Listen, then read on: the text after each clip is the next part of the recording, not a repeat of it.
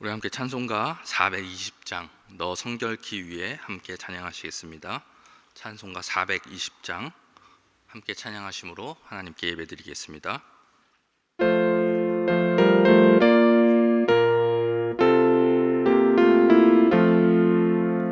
너 성결케 위해 늘 기도하며 너 주 안에 있어 늘 성경 보고 온 형제들 함께 늘 사귀면서 일하기 전마다 너 기도하라.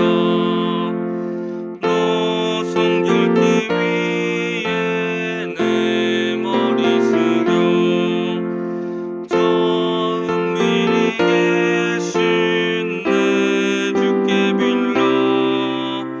주 사귀어 살면 주 닮으리니 널 보는 이마다 주 생각하리. 너 성결케 위해 주 따라가고 일 다급하여도 당황치 말고 참 즐거울 때나 또 슬플 때나 너 주님만 믿고 늘 따라가라. 너 성결케 위해 늘 기도하며 내 소원을 주께 다 맡기어라. 너 성령을 받아 주 섬겨 살면 저 천국에 가서 더 잘 섬기리. 아멘. 기도하겠습니다. 사랑이 많으신 하나님 아버지, 오늘도 우리 대전중앙교회 성도들을 이 새벽에 깨워주시고 하루의 첫 시간을 주님께 드릴 수 있도록 인도해 주시니 감사합니다.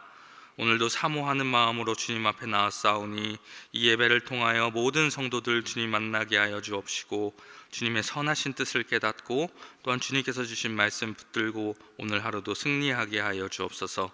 또한 이 시간 주님 앞에 간절한 마음의 기도 제목을 가지고 나아싸우니 주님께서 모든 성도들의 간구를 친히 들어주시고 모든 기도 제목들 가운데 하나님의 선하신 뜻으로 응답하여 주옵소서. 오늘 하루도 우리 성도들의 삶을 주님께서 지켜주시고 세상에서 빛과 소금의 역할을 잘 감당하게 하시며 그리스도의 향기를 나타내는 삶을 살아가게 하여 주옵소서. 특별히 여러 가지 문제와 어려움에 처한 성도들 주님께서 기억하여 주시고 그들에게 힘과 용기와 지혜를 더하여 주셔서 그 모든 어려운 난관들을 잘 극복하게 하여 주옵소서.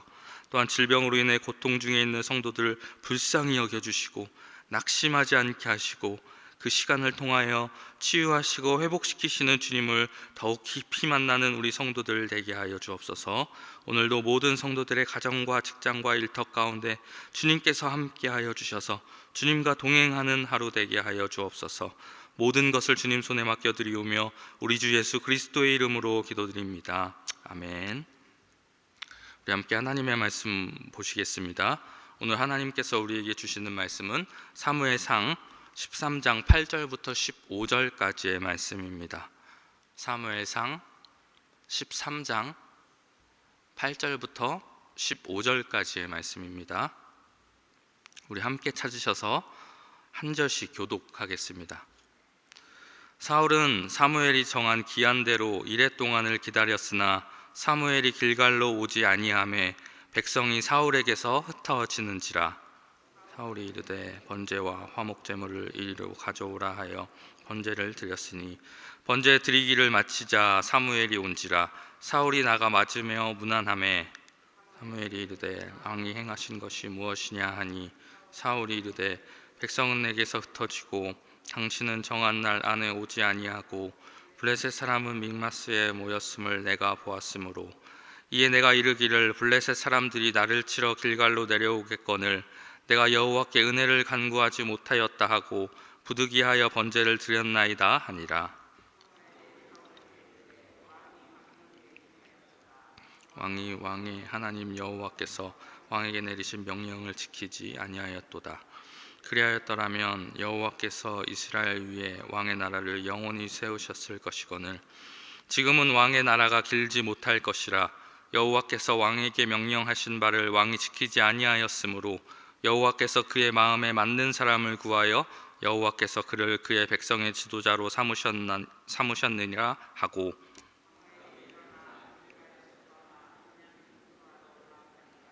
사울이 자기와 함께 한 백성의 수를 세어보니 600명 가량이라. 아멘. 이 새벽에도 말씀과 기도를 삼아하여 예배 자리에 나오신 모든 분들을 주님의 이름으로 환영합니다. 오늘 하나님께서 주시는 말씀을 통해 은혜 받으시고 또 하나님께 드리는 모든 기도가 응답받으시기를 바랍니다. 오늘은 사무엘상 13장 8절부터 15절까지의 말씀을 가지고 말씀에 근거한 판단이라는 제목으로 함께 말씀 나누겠습니다. 오늘 본문은 하나님께서 세우셨던 이스라엘의 초대 왕이었던 사울이 하나님으로부터 버림받게 된 그 결정적인 계기가 되었던 사건의 내용을 담고 있는 말씀입니다. 이 말씀을 통해 우리가 하나님의 종으로 부름받은 자들로서 이 땅을 살아갈 때에 어떤 기준을 가지고 판단하고 또 어떤 기준을 가지고 결정하며 살아가야 하는지에 대해 알 수 있습니다. 함께 말씀을 살펴보면서 무엇을 우리의 선택의 기준으로 삼으며 살아가야 하는지 함께 생각해보는 시간을 갖도록 하겠습니다. 먼저 오늘 말씀 당시의 상황에 대해서 살펴보자면 오늘 말씀 당시의 상황은 이스라엘과 사울에게 있어서 그리 긍정적인 상황은 아니었습니다. 우리가 지난 시간에도 살펴봤지만 오늘 말씀 당시 사울의 군대는 어떤 상태였습니까? 사울이 나름대로 병사들을 모집하기는 했지만 아직까지는 완전한 조직을 갖추지 못한 상태였습니다. 제대로 된 체계가 아직 잡히지 않은 그런 상황이었던 것입니다. 그러다 보니 모든 병사들에 대한 통제 또한 제대로 이루어지고 있지 못한 상황이었습니다. 쉽게 말하면 아직 사울의 군대가 단단하게 뭉쳐있지 못했다는 것입니다. 확실한 구심점과 체계가 있으면 어떤 충격이 와도 잘 흩어지지 않게 될 것인데 지금 이스라엘 군대는 조금만 충격을 줘도 산산조각 나버리는 그 모래알처럼 흩어져 버리는 그러한 상황이었다는 것입니다. 그런 이스라엘 병사들 앞에 블레셋 군대가 나타나게 되는데 그 병력의 수가 얼마나 많은지 이스라엘 병력의 수와는 도무지 비교가 되지 않을 정도였습니다. 그렇다 보니 이스라엘 백성들 마음 가운데 두려운 마음이 생기기 시작했습니다. 이미 싸우기도 전부터 블레셋을 이기지 못할 것이라고 하는 그러한 부정적인 여론이 병사들 사이에서 퍼지기 시작했고 겁을 먹고 탈영하는 병사들이 하나둘 생겨나기 시작했습니다. 이렇게 싸우기도 전부터 사기를 잃어버리고 탈영하는 병사의 숫자가 계속해서 늘어나자 사울은 그 문제를 어떻게 해결하려고 합니까? 제사를 통해서 그 문제를 해결하고자 합니다. 모든 병사들이 보는 앞에서 하나님께 제사를 드리면서 하나님께서 우리와 함께 하시고 하나님께서 우리에게 승리를 주실 것이라는 그 확신을 심어주면 두려움에 휩싸인 병사들의 마음을 다시 한번 뭉치게 할 수 있을 것이라고 생각했던 것입니다. 그렇기에 사울의 입장에서는 하루라도 빨리 제사를 드려야 했습니다. 그래야만 자꾸 이탈되는 병력의 숫자를 최소화할 수 있었기 때문입니다. 그런데 여기서 한 가지 문제가 더 생기게 됩니다. 유일하게 그 제사를 드릴 수 있는 권한을 가진 사무엘이 오겠다고 약속한 날이 되어도 오지 않는 것입니다. 8절 말씀을 보면 이 당시 상황에 대해서 이렇게 설명을 합니다. 사울은 사무엘이 정한 기한대로 이레 동안을 기다렸으나 사무엘이 길갈로 오지 아니하며 백성이 사울에게서 흩어지는지라. 지금 1분 1초라도 빨리 제사를 드려야 하는데 사무엘은 약속된 날이 되어도 오지 않고 있는 것입니다. 아마 모르긴 몰라도 이때 사울의 속은 시커멓게 타들어갔을 것입니다. 정말 이 순간은 사울에게 있어서 절체절명의 위기의 순간이었던 것입니다. 이러한 위기의 순간에 이 사울은 그 위기를 모면하기 위해서 어떤 선택을 하게 됩니까? 결국 넘지 말아야 할 선을 넘게 됩니다. 제사장이 드려야 할 제사를 제사장 없이 임의로 자신이 주관을 해서 드린 것입니다. 이러한 사울의 선택으로 제사는 겉보기에는 어떻게 됩니까? 아무 문제 없이 맞춰지는 것처럼 보이게 됩니다. 하지만 우리가 잘 알다시피 겉으로만 보이는 것이 다가 아니었습니다. 사울은 이 선택으로 인해서 사무엘을 통해 하나님으로부터 어떤 메시지를 받게 됩니까? 13절과 14절 말씀입니다. 사무엘이 사울에게 이르되 왕이 망령되이 행하였도다. 왕이 하나님 여호와께서 왕에게 내리신 명령을 지키지 아니하였도다. 그리하였더라면 여호와께서 이스라엘 위에 왕의 나라를 영원히 세우셨을 것이거늘 지금은 왕의 나라가 길지 못할 것이라. 여호와께서 왕에게 명령하신 바를 왕이 지키지 아니하였으므로 여호와께서 그의 마음에 맞는 사람을 구하여 여호와께서 그를 그의 백성의 지도자로 삼으셨느니라. 사울은 그의 섣부른 판단과 잘못된 선택으로 인해서 결국 하나님으로부터 버림받게 됩니다. 사울은 어쩔 수 없는 선택이었다고 말합니다. 부득이한 상태였다는 것입니다. 여러분 어떻습니까? 여러분도 그렇게 생각하십니까? 분명 이러한 사울의 말에는 일리가 있습니다. 하지만 그가 부인할 수 없는 그의 잘못은 무엇이었을까요? 그의 선택이 어디에서부터 비롯된 것이냐는 것입니다. 여러분, 그의 선택은 어디에서 비롯된 것이었습니까? 인간적이고 실용적인 판단 기준에 근거하는 것이 그 사울의 문제였던 것입니다. 그는 하나님께서 세우신 왕으로서 나라에서 벌어지는 여러 가지 사건들을 평가하고 해결하는 데 있어서 인간적이고 또한 실용적인 판단 기준보다는 무엇을 적용해야 했습니까? 하나님의 말씀에 의한 판단 기준을 적용해야만 했습니다. 하지만 그는 결정적인 순간에 하나님의 말씀과 하나님의 명령에 근거해서 행동하기보다는 인간적인 판단 기준에 근거해서 하나님의 뜻과는 전혀 다른 선택을 하고 말았습니다. 그 결과 결국 그의 선택은 그가 하나님으로부터 버림받게 되는 결정적인 도화선이 되고 말았습니다. 사랑하는 여러분, 오늘 이 말씀은 주의 일을 감당하며 살아가는 우리 성도들이 어떤 기준을 가지고 판단하며 선택하며 살아가야 하는지에 대한 분명한 답을 주고 있습니다. 우리 그리스도인들은 무엇을 판단과 선택의 기준으로 삼고 살아가야 합니까? 세상 사람들이 강조하는 것처럼 실용적인 것도 중요합니다. 편리한 것을 추구하고 선택하는 것도 물론 좋습니다. 하지만 그리스도인들은 무엇보다도 하나님의 말씀을 모든 판단과 선택의 기준으로 삼아야 합니다. 하나님의 뜻과 하나님의 명령이 모든 기준들 위에 있어야 한다는 것입니다. 만약 아무리 실용적이고 아무리 편리한 선택이라고 한다 할지라도 그것이 하나님의 말씀에 위배되는 것이라면 우리는 그 선택을 하지 말아야 한다는 것입니다. 그렇게 사랑하는 대련중학교의 성도 여러분, 오늘 말씀이 우리에게 주는 그 교훈을 마음 가운데 잘 새기셔서 오늘 하루뿐만이 아니라 앞으로 살아가시면서 만나는 모든 판단과 선택의 순간에 하나님의 말씀을 기준으로 삼아서 정말 늘 올바른 판단과 선택을 해 나가시는 여러분들 되시기를 바랍니다. 그래서 정말 계속해서 하나님의 동행하심을 체험하며 살아가시는 그 은혜 가운데 살아가실 수 있는 우리 모든 대전중학교 성도님들 되시기를 주님의 이름으로 축복합니다. 우리 함께 기도하겠습니다. 이 시간 기도할 때 먼저 오늘 하나님께서 주신 말씀 붙들고 함께 기도하겠습니다. 하나님 아버지, 오늘 말씀을 통해 사울이 왜 하나님으로부터 버림받게 되었는지 함께 살펴보았습니다.